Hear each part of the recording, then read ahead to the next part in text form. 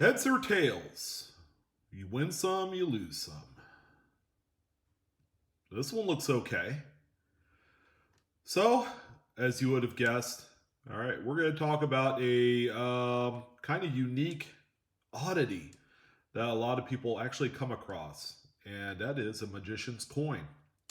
Now, this 1996 right here is a fantastic example of something that is not in a magician's coin, obviously, because it doesn't have two of the same face. It doesn't have two heads, it doesn't have two tails. This is a genuine host coin. Now, keep in mind, it's with this kind of coin right here that some of the most compelling magician's coins are absolutely crafted from. So, we have that one there, and we have this one right here. 1996 Kennedy half dollar. Looks fantastic. You know, someone approaches you, hey, how about a little game of chance? If he's wearing a top hat and has a long mustache with a little curl at the end, I would turn around and run away as fast as you can. Because on the other side, you're bound to lose. Bound to lose, I tell you. Pretty neat, huh? So one of the first giveaways, I suppose, on a magician's coin is that you have actually a coin alignment, right? Whereas on the genuine example of a half dollar, okay, if you flip it north to south, okay, you would have a right side up reverse, and then right side up obverse as you flip the coin up down. All right, on this one right here, you have to flip the coin left right. Now, some artisans can produce a magician's coin that is oriented the same way as a normal, what they call coin alignment, where it's flipped north-south. Okay, the metal alignment is left to right, much like if you had a metal hanging around your neck. So artisans have the ability to create and make one that's like that. Now, the difference in these between a magician's coin and one that is just a regular host coin, okay, that's where the differences come into play. First and foremost, okay, because this example right here hasn't been altered, modified, or anything like that, will sound exactly like a clad half dollar. Loud ring, okay? Loud ring there for that one. Magician's coin. It's kind of a dull, kind of lead slug type feel to it and sound. It's very dull. It's almost like a heavy plastic chip. See? So that's one of the giveaways. Another giveaway. And second, the one that, because I believe it or not, I've had a number of people reach out to me via the emails and stuff saying that they have a coin like this. All right. And it takes some craftsmanship, obviously. It takes some skill to produce oddities such as this. But one of the dead giveaways on one side of the coin, because the way that these are made is they'll take a host coin like this, 1996, and what they'll do is they'll machine out the reverse of this while leaving this reeded edge part right here, so it looks like a plate or kind of like a dish. All right, so you're going to have this all hollowed out. You're going to see the copper core because these are clad. Okay, so they're nickel and copper. All right, so that's your composition there. So someone will mill the reverse of this out so that way it just leaves the rim, that raised area right there. And then they'll take a second host coin and actually just eliminate the reverse of the thing and then go ahead and machine all the way up to where the edge line is on the rim and then eliminate this here so that way the coin would seat into the dished part of the obverse that was machined beforehand. But on these coins right here, and whether you have a quarter, half dollar, or penny, if you look on one specific side, you'll see a seam. Okay, so you'll see this line right here. I've had many arguments, by the way, as a matter of fact, from viewers that they think they have a genuine double-sided coin, okay, and they would never dare call it a magician's coin. They don't want to lose face in all this, and they'll say, "Oh yeah, it's got there's a mint uh, made doubled rim on it, okay, as if it was kind of like a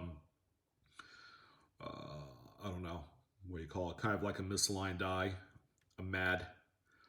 But you'll be able to see that seam right there, and I'm telling you, it doesn't matter how you slice it and dice it, folks. That is right there. That seam right there that you see, that line, is the main diagnostic of a magician's coin. All right. There has probably ever been one or two examples of a genuine mint error in which the US Mint has inadvertently placed two obverse or two reverse dies in a press and made a coin out of it. One of which sold through Stack's Bowers a number of years ago, or actually, I think it was last year, but there was another one that sold a number of years ago. They're pricey, but they have to be authenticated. So if you think you have something that's kind of unique, a little bit one-off, take a stroll on eBay one day. Type in Magician's Coin, and you will see a number of listings on there about this coin. Now, as an oddity, believe it or not, because of the skill and the craftsmanship that goes into a magician's coin, these have a little bit of value. Okay, I've seen them as low as maybe $3-4. I've seen them as high as $20-25. Again, it really depends on the coins. If you had one that was made from like two Walking Liberties, that's going to be on the higher end of the price scale. And by the way these are bonded, okay, one artisan has to be absolutely skilled to get the measurements down, so that way the two pieces will fit directly in there without using like a drop of epoxy or glue or something like that. This one, because of how dull it sounds when you drop it on the table, has some sort of some sort of adhesive in there somewhere. So I've tried to take out the cap out of the dish, and it just doesn't work. It's stuck in there pretty good. So whoever made this one did a really good job. But anyways, I wanted to talk about that. Usually, ladies and gentlemen, you see me crank out a Monday market report.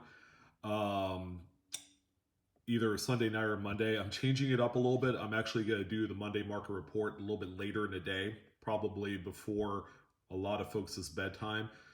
So you will see that. That will be coming up here, in the next 6 hours or so. And a few other updates. If you guys haven't ordered the brand new 2019 silver proof set with the reverse proof Lincoln Cent, okay, now's the time to do it. Those coins, believe it or not, I feel like that there's going to be less of those because of all of the excitement with the 2019 West Point quarters. So when we have that going on right there, and it's like the biggest thing among the collecting community, okay, it seems to divert attention away from some of the other kind of neat, important releases. Now we're talking about the very first reverse proof Lincoln Cent. When else are you going to see that? I don't think that the US Mint will do anything like that next year with the penny, although if they did, it would be awesome. Personally, I think they should do it in copper. So that is one such thing to look out for. Another piece of news, by the way, I uploaded a new video for Leroy's Leisures. Okay, we had the pleasure of meeting with a gentleman who collects vintage toys, antique toys, mostly from like the 60s all the way up into the 80s, 90s. A lot of neat stuff. I threw up that video previous to this one. So you'll want to, if you have time and you're into that sort of thing, we are trying to bolster subscriber base and view count. Okay, so because right now, because of the infrequency that we're uploading videos, we're trying to turn this up a notch so that way we could reach our 1,000 sub and 4,000 watch hours per month for the channel, or is it the year? I don't know. For the channel, so that way we could get monetized. And the faster we get monetized, the faster that we could get a pool of money together for college scholarships for not only our kids, but for a couple kids out there, tuition assistance. So that's what we're trying to do. Go ahead and show your support. Again, it's Leroy's Leisures. I'll have a link in the description box below. So yeah, come check it out. Myself and Rob will be greatly appreciative. Again, this is a passion project, and I guess it didn't show too much because of the infrequency of video uploads. But we're going to talk about a wide range of things. I think there's been a lot of kind of like blowback off of some of the things that we've uploaded. Both Rob and myself. And what we're trying to do is kind of widen the range of various topics so that way we can appeal to a lot more people, get our subscriber base up. Once we get monetized, every single dollar goes into a pool of money for tuition assistance. So go ahead and check it out. I appreciate all your guys' support. Thank you for all the views and everything with Blue Ridge Silverhound. Nothing's going to change. I'm going to keep cranking these out. Check out the Monday Market Report coming in this evening. For whoever's stuck around all the way up to the 11-12 minute mark, thank you again for joining in. I appreciate it from the bottom of my heart. I got one more video due and then down to some emails and social media stuff. I'm going to do everything I can to get caught up, boy. It's been crazy. But anyways, oh yeah, I had a tree fall in the backyard, so that kind of exacerbated things a little bit. Thank you, as always. Go ahead and give me a like, share, subscribe. Facebook, Twitter, and Instagram. I am on there. And I'll see you on the next one. You guys take care.